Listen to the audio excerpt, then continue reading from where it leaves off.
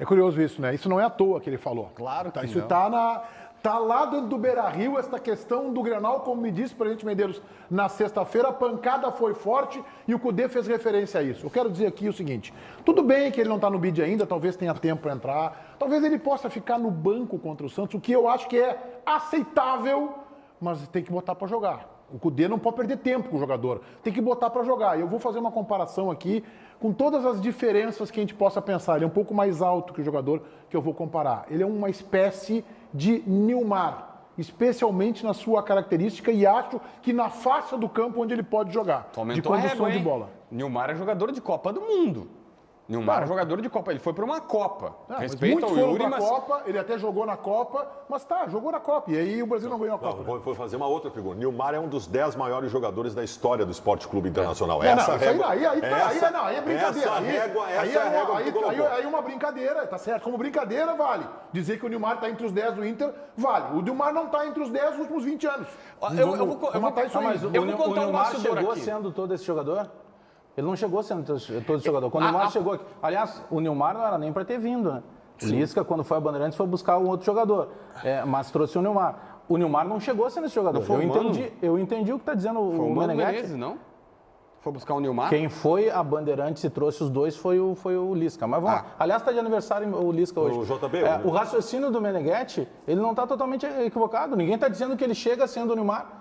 Vai ter que dar tempo pro Y Alberto. Eu tô falando de característica de jogo, ele não tô nem falando que ele vai ser o Nilmar. É que a régua é altíssima. E eu, assim, ó, essa declaração que o Baldassi já tá aqui tendo frenesi do jogador é muito interessante. Voltou o Baldassi, né? O Baldassi tinha assumido, aí ganhou o jogo 1-0 contra o Curitiba, voltou. O Inter já deve estar lá, candidatíssimo ao título da América. Exatamente. Mas, assim, ó, essa declaração é interessante pelo seguinte, porque ele tá entendendo o momento do Inter e eu vou fazer um elogio aqui, vou contar um bastidor que eu nem sei se eu poderia, tá? Mas quando vazou a questão do contrato, eu conversei imediatamente com o empresário do Yuri Alberto, que é um cara super esclarecido. E aí, nessa conversa com o Thiago, que é o empresário dele, ele me disse o seguinte: cara, não era legal ter vazado o contrato e tal, mas enfim, jogador que vem por este valor que nós estamos falando, todo mundo sabe que é 10 milhões, tem que entender que tem que saber jogar com a pressão, nós vamos pra cima, vamos fazer dar certo.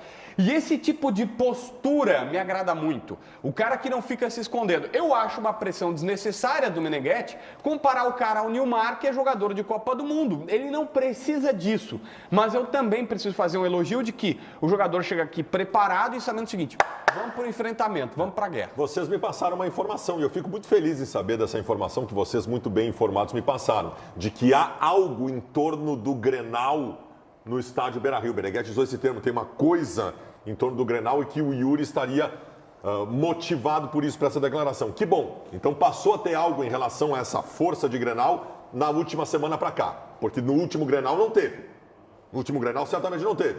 Aquilo que a gente viu em campo não tinha nada a ver com o espírito de Grenal. Então eu fico feliz que o Yuri Alberto tenha chegado com um sonho de fazer gol em Grenal, porque quem sabe o Yuri Alberto transmita para os outros jogadores essa vontade de fazer alguma coisa em Grenal. Vontade que o Inter não teve no último Grenal.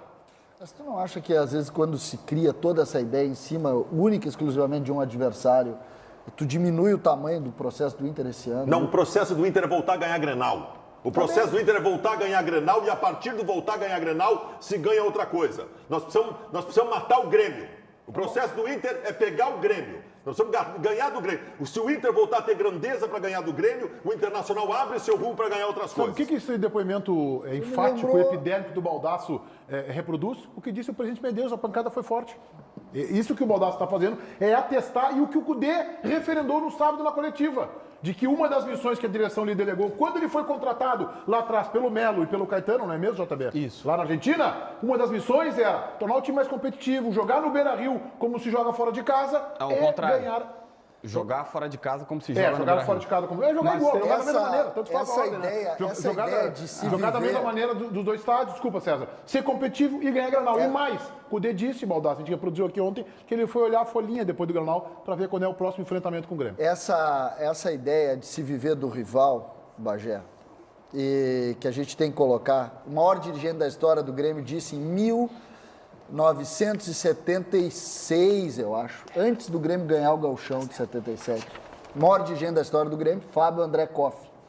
disse em uma reunião, isso está na história do Grêmio, o Grêmio tem que ter um parâmetro, e o parâmetro não pode ser o Internacional. Nós precisamos ter outro parâmetro, porque se a gente não conseguir um parâmetro acima, nós não vamos chegar no Internacional. Tá, então eu vou te citar... E ele criou, naquele dia, ele criou o seguinte parâmetro: o Grêmio precisa superar o River Plate. Isso está na história do Grêmio. Tá.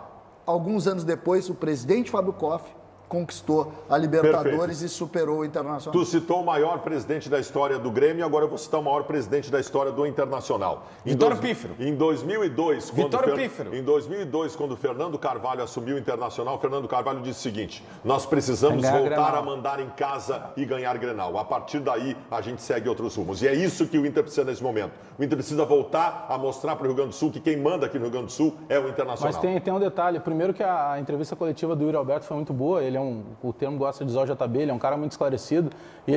E por ser esclarecido, ele foi muito inteligente. Ele não ficou botando vírgula, ele botou ponto final. Frases curtas, ele não caiu em nenhum tipo de pegadinha. E eu tenho certeza que essa lembrança que faz o Meneghetti, o jogador, ele ouviu e entendeu o que foi a repercussão da entrevista do Eduardo Cudê. Ele sabe o peso que ele está chegando. E, senhores, pelo que o Inter pagou, pelo esforço que o Inter fez, esse é um menino que chega, pela categoria que ele tem, ele vai ser o segundo atacante que tanto o Eduardo Cudê buscou.